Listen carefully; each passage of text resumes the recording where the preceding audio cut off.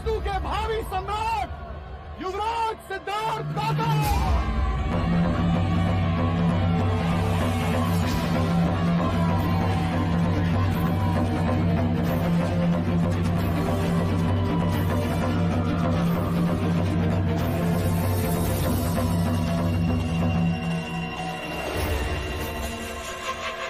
ये लो दंड और कर लो अपनी मंशा पूरी।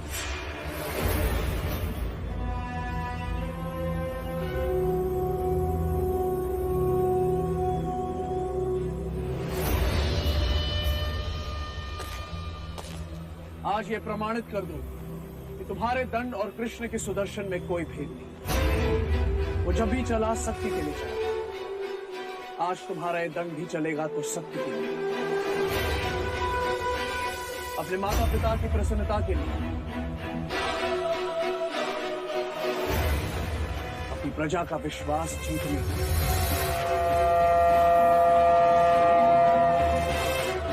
जाओ विजयी।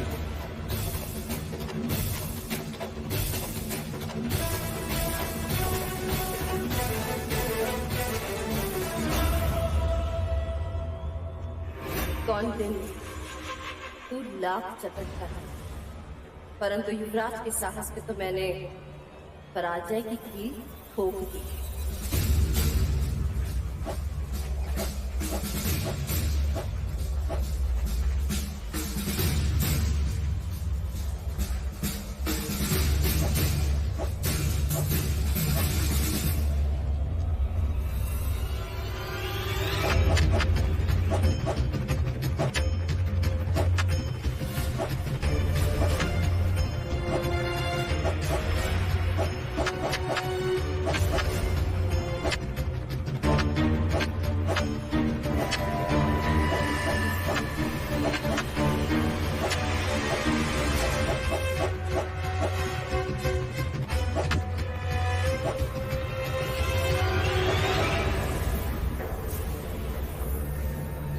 ये तुम्हारे युवराज प्रतिवार क्यों नहीं कर रहे?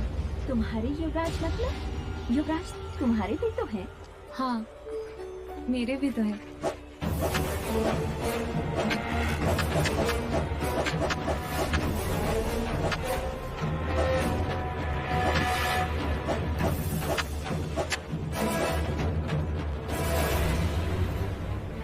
तुम मुझ पे प्रहार क्यों नहीं करते सिद्धार्थ? तुम जानते हो ज्येष्ठ, मैं तुम पर प्रहार नहीं कर सकता। मान सम्मान का तुम्हारा ये प्रपंच मैं समझता हूँ सिद्धार्थ, परंतु आज तुम्हें मुझसे युद्ध करना ही होगा। प्रहार करो मुझ पे सिद्धार्थ।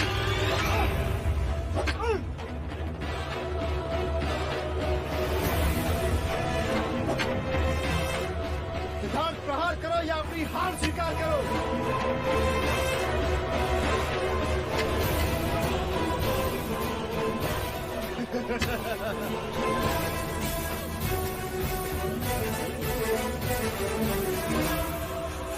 क्या कर रहे हो तुम?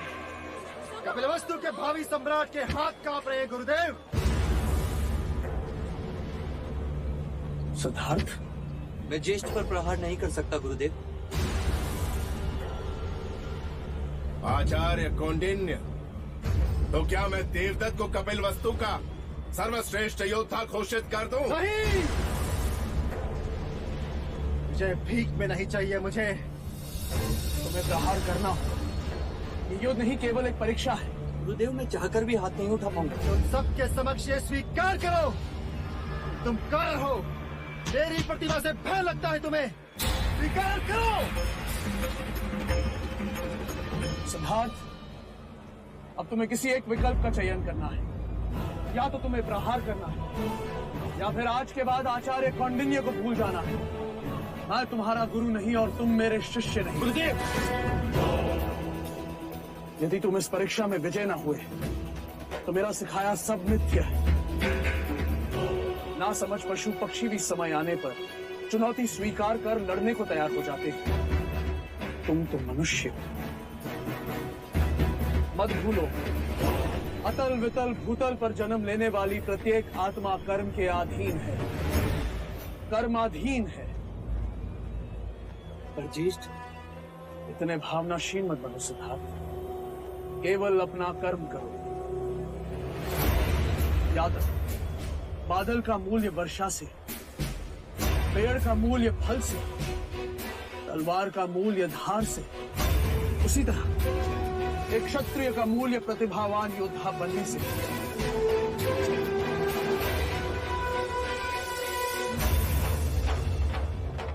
सिद्धार्थ, मैं जा रहा हूं। यदि मुझे रोकना चाहते हो तो युद्ध करो।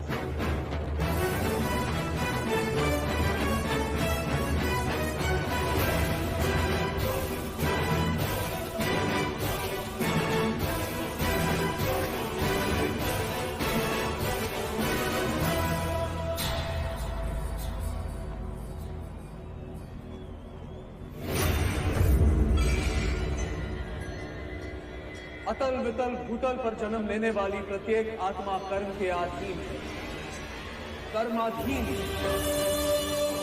केवल अपना कर्म, केवल अपना कर्म।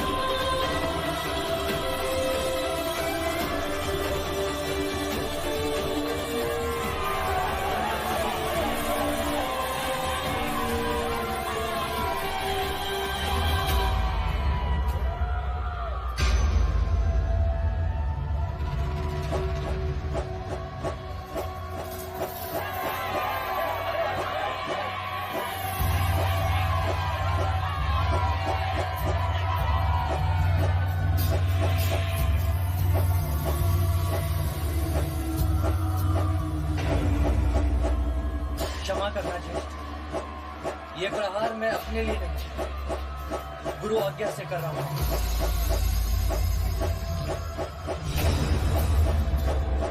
पहला प्रहार गुरु के लिए,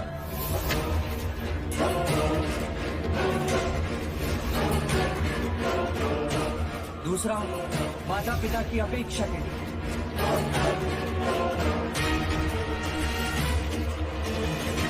तीसरा प्रजा का विश्वास पाने के लिए।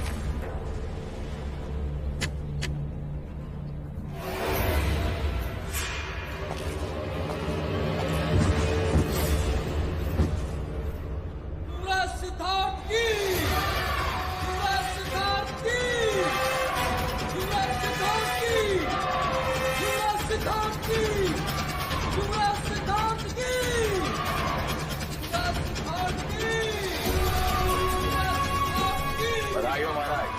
बताए सारे कपिल वस्तु को शोभा यात्रा का आयोजन करो। सेनापति जी महाराज। ऐसा कुछ करो कि शाक्यों के राजकुमारों की कीर्ति मगध और कौशल राज तक पहुंचे।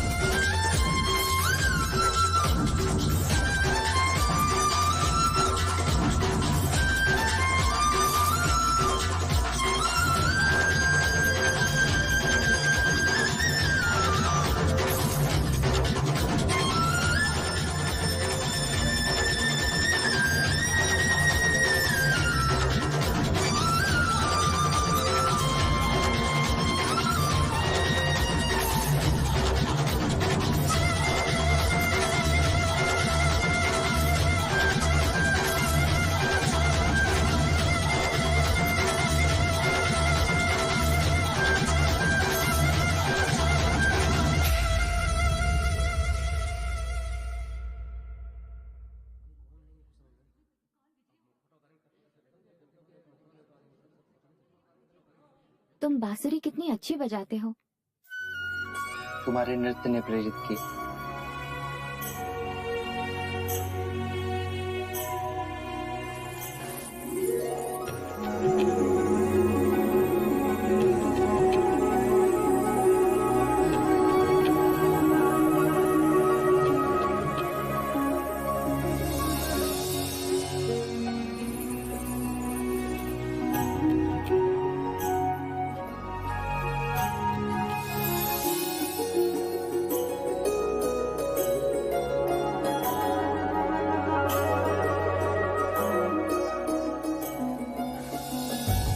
कौन हो तुम?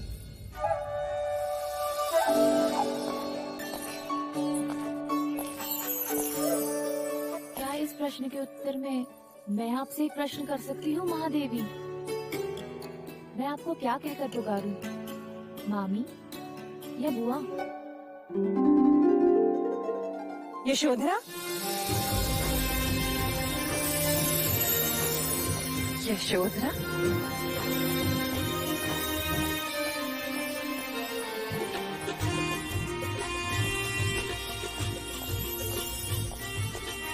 तुम यशोधरा ही हो ना?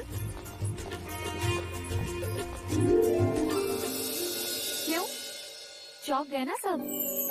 हो गई ना सबकी आंखें चौड़ी, खिलाई सबकी होठों पे हंसी। कहा था मैंने माँ से, देखना मुझे देखकर सब बहुत खुश होंगे। आप खुश नहीं हैं? हाँ, पर देवदा से यहाँ तक तुम अकेले? मैं अकेली कहाँ हूँ बुआ, मेरे साथ मेरा विश्वास था, आप सबसे मिलने की इच्छा थी, और फिर आप सबको भी तो मेरा इंतजार था या नहीं? हाँ किंतु महाराज दंडपाणी ने तुम्हें रोका नहीं? होते तो रोकते ना मजले मामा, वो तो वैशाली गए हैं। और माँ? माँ सासे वहाँ देवदा में ले रही हैं, पर उनका मन यहाँ कपिल वस्तु में घूम रहा है। तुम्हें इस तरह अकेले नहीं आना चाहिए। माँ ने भी यही कहा था बड़े मामा, पर अब मैं बड़ी हो गई हूँ, कुछ कर्तव्य मुझे भी तो निभाने चाहिए। कर्तव्य? कैसे कर्तव्य? दूरियां मिटाने के। 10 वर्ष हो गए बुआ, आपने अपने भैया को नहीं देखा, और माँ ने अपने भैया को।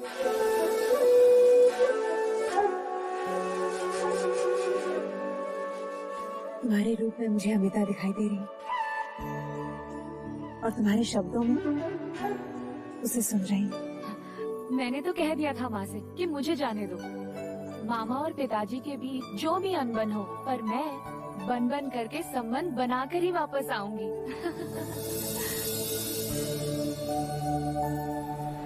यशोधरा, तुम यहाँ तक आ गई और तुम्हें किसी ने रोका नहीं?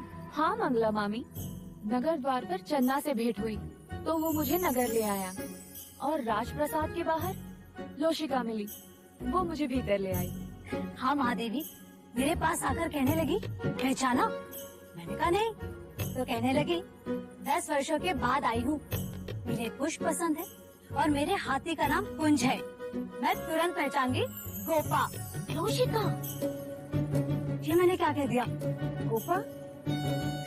हाँ महादेवी, महारानी अमिता इन्हें प्यार से गोपा कहती है, लेकिन ये बात किसी को नहीं पता, लेकिन मैंने सुन ली थी। लोशिका,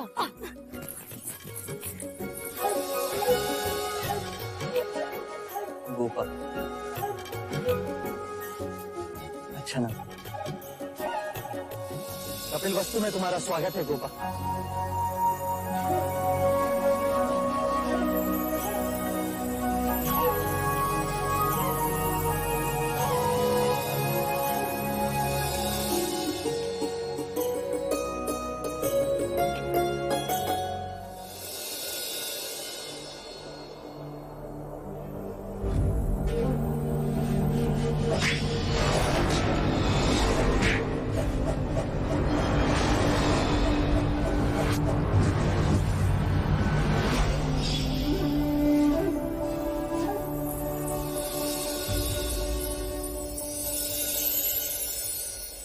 ये अच्छा स्वागत है।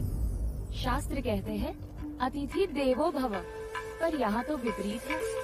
ये अतिथि अपने अतिथ्य को ढूंढते ढूंढते थक गई। मुझे लगा तुम अभी भी सबसे मिलने में व्यस्त हो। सबसे मिलनी, केवल तुम शेष हो। ज्येष्ठा से मिली? हाँ, वो भी पराजय पर बहुत क्रोधित है। जानता हूँ, वो अपनी पराजय को सहज स्वीकार नहीं कर सकते। और तुम भी तो अपनी विजय का आनंद नहीं मना रहे। ऐसा क्यों कहती हो? स्वयं से पूछो, सब कुछ छोड़कर यहाँ अकेले आकर बैठ गए। कोई काव्य की रचना कर रहे हो? नहीं, जब जब मेरा चित्त प्रश्नों के अधीन होता है तो मैं यहाँ उत्तर खोजने चला आता हूँ। प्रश्न? कैसा प्रश्न? यही कि अमावस्या की रात से भी काला क्या होता है? इतना साधारण प्रश्न। अमावस्या की रात से भी काला होता है स्त्री की आंखों का काजल।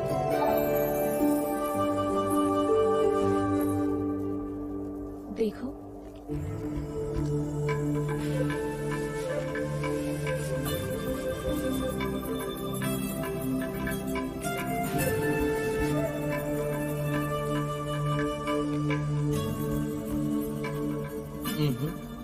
कलंक। अब बताओ, जल से पता क्या होता है?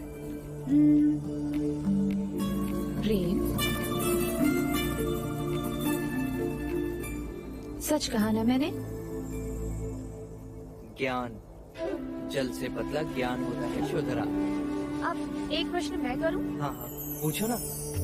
तुम केवल अच्छी बांसुरी बजाते हो या सिखा भी सकते हो? तुम चाहो तो सिखा भी सकता हूँ। कहते हैं ज्ञान और खुशियाँ बांटने से बढ़ती हैं यशोधरा।